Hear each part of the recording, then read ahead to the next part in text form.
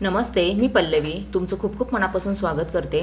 चला तर मग इथे आपण ढोकळा रेसिपी बघणार आहोत। हिरवी मिरची, कढीपत्ता व मोहरीच्या फोडणीने परिपूर्ण असा ही ढोकळा रेसिपी आहे। चला तर मग आपण रेसिपीला सुरुवात करूयात। इथे आपल्याला 1.5 कप हे असं पाणी घ्यायचे, मोजूनच घ्यायचे हे पाणी आपल्याला। हा 1 कप झाला, आता अजून अर्धा कप मी घेते। हे 1.5 कप आपल्या इथे पाणी झालेलं आहे। मी आता तुम्हाला सर्व मेजरमेंट हे टेबलस्पूनच्या हेने सांगते, घेऊन दाखवते तुम्हाला। आपल्या घरी जे टेबलस्पून असतो ना, जो आपण पोहे खातो, त्याने मी तुम्हाला सगळं मेजरमेंट देणार आहे। कारण प्रत्येकाच्याच घरी टीस्पून वगैरे असतात असं नाही, म्हणून इथे मी 1.5 टेबलस्पून साखर घेते।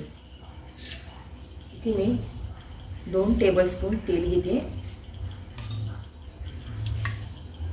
त्यात अर्धा टेबलस्पून मी मीठ टाकते आणि लिंबू पावडर असते नाही, लिंबू सत्व, हे मी अर्धा टेबलस्पून घेते।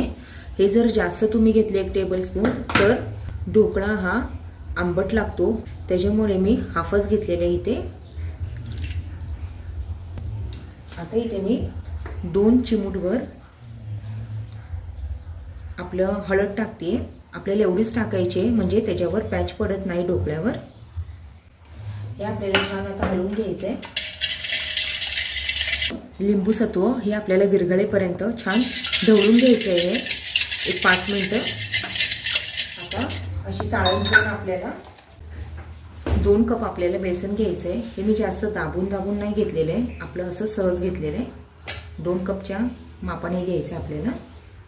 इथे आपण 2 कप हे बेसन घेतलेलं आहे। इथे आपल्याला हे चाळून घ्यायचं आहे, कारण हे बेसन पीठ जर चाळलं ना ते हलकं होतं आणि ढोकळे हे खूप छान जाळी सोडतात, त्याच्यामुळे।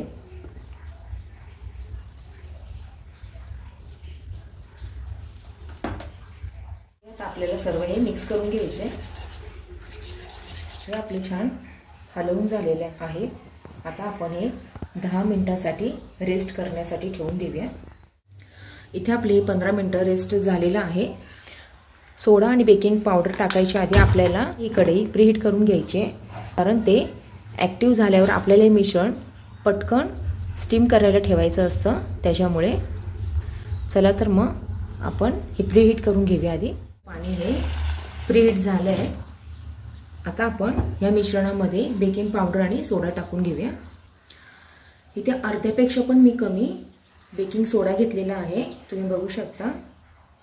आता इथे आपल्याला बेकिंग पावडर टाकायची 1/2 टेबलस्पून।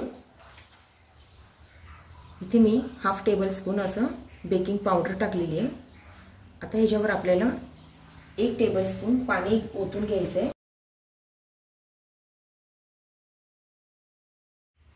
आता हे सर्व आपल्याला एकाच डायरेक्शनमध्ये हलवून घ्यायचं आहे 5 मिनिटं।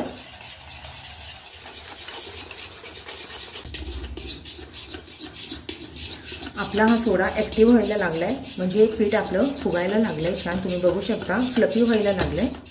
आपलं छान फुगलं हे पीठ। आता आपल्याला या टीनमध्ये मी बटर पेपर लावून घेतलेला आहे, त्यात ओतून घ्यायचं आहे। ही प्रोसेस आपल्याला फास्ट करायची आहे, जोपर्यंत ॲक्टिव्ह आहे ना आपलं सोडा, तोपर्यंत ही प्रोसेस आपल्याला फास्ट करून घ्यायची आहे।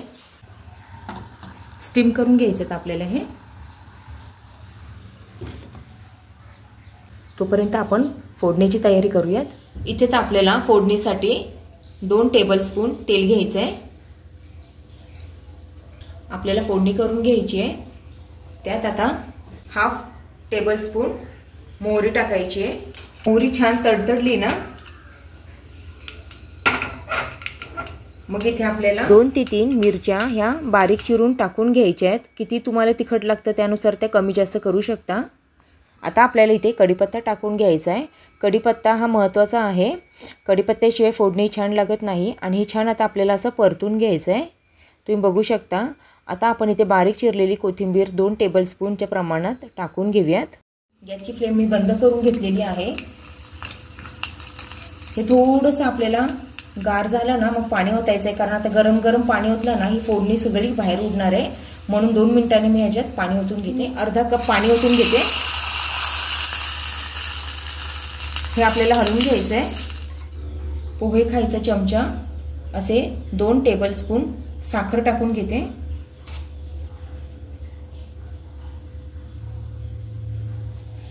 इथे मी गॅसची फ्लेम आता ऑन केलेली आहे आणि आता ही साखर थोडी आपल्याला विरघळून घ्यायची आहे. हे पाणी छान आपल्याला उकळून घ्यायचं आहे. साखर विरघळून झालेली आहे. गॅसची फ्लेम आपल्याला ऑफ करायची आहे. आता हे पाणी आपल्याला गार होऊन द्यायचं आहे. तोपर्यंत ढोकळा आपला छान शिजलाय का हे आपण चेक करून घेऊया. शिजलाय का हा चेक करूया. गॅसची फ्लेम मी आता बंद करते आणि हे आपण चेक करूया. आता चिटकत नाही म्हणजे हा शिजलेला आहे. तुम्ही बघू शकता क्लिअर निघते हे सुरी. ते बटर पेपर होतं ते काढून घेऊया. तुम्ही बघू शकता खूप छान असा मऊ झाले आहे. खूप फुगला, ह्याला जाळी फुटलेली आहे. आता आपण हा कापून घेऊया. तुम्हाला पाहिजे त्या आकाराचे तुम्ही हे जे पीस करू शकता.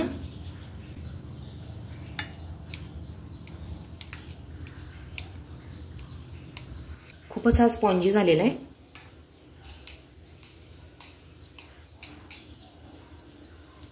आता ही फोडणीचं आपण पाणी घालून घेऊया. ही फोडणी घालून घेऊया आपण आता ह्याला.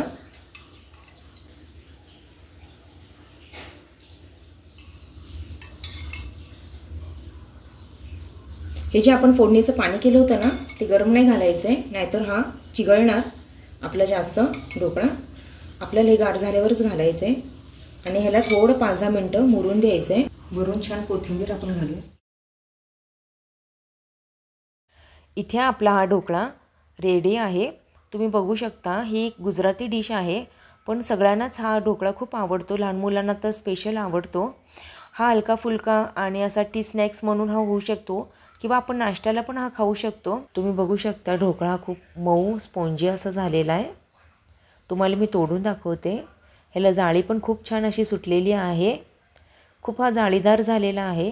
तुम्ही एकदा नक्की ट्राय करा आणि आवडला ना तर लाईक, शेअर आणि सबस्क्राईब करायला विसरू नका. चला तर मग भेटूया अशा एका छानशा नवीन रेसिपीमध्ये. तोपर्यंत बाय.